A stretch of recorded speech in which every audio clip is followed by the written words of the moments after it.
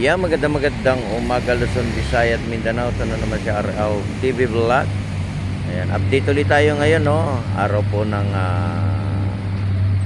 Friday. Ayan, good morning po sa ating lahat Luzon, Visayas at Mindanao. Ito na naman si RL TV Vlog. Ayan, dito po tayo sa ating Manila Bay update. Ayan, meron po tayong dragon boat na nagpa-practice dito sa may area ng ating Remedios, ano? Ayan, oh. Ayan po, God bless po sa ating lahat. Ingat po tayo sa ating pamamasyal at sa ating pagtatrabaho. Ayan, magandang umaga po sa ating lahat. Ayan po yung ating dagat. Napakalinaw, napakalinis, no? Ayan, wala po tayong nakikitang basura. Ayan guys, panatili natin malinis, no, yung ating Manila Bay sa kahabaan ng ating Manila Bay Yacht Club, no? Ayan po, may naglilinis po doon sa may area ng ating Dolomite, ano, yung ating Philippine Coast Guard. Susum ko lang guys, ayan po, Philippine Coast Guard po yan, ano. Talagang pag sinusum ko parang malabo na, ano. Di kagaya talaga ng mga magagandang cellphone. Ayan, nakita nyo guys.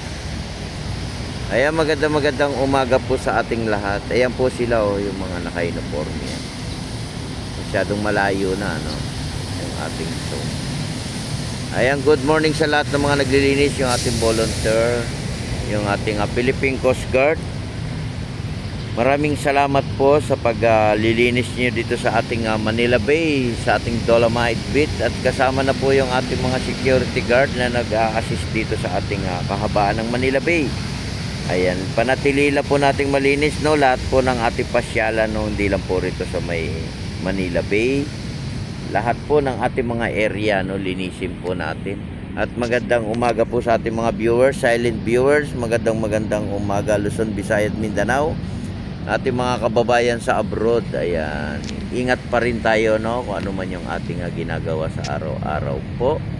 At lagi po tayong mananalangin sa araw-araw. Ayan, good morning to all. Good morning. Salamat po sa mga nanood ng aking live kagabi, ano. Thank you sa pagpasok nyo sa aking live. At lagi lang po tayo magsusupport, ano. Kahit sino man po nagla-live, panoorin natin guys, no? Ayan, good morning. Happy morning, happy Friday. Ngayon po ay March 22 na, no? 24 na po tayo ngayon. Ayan, sa susunod na linggo po Holy Week na, no? Ayan, magiging Lunes Santo, Martes Santo na tayo, no? At mag-iingat pa rin tayo, no, sa lahat po ng ating ginagawa, no, negosyo man o trabaho, di ba? Ayan po ang pinaka-importante sa lahat. Yung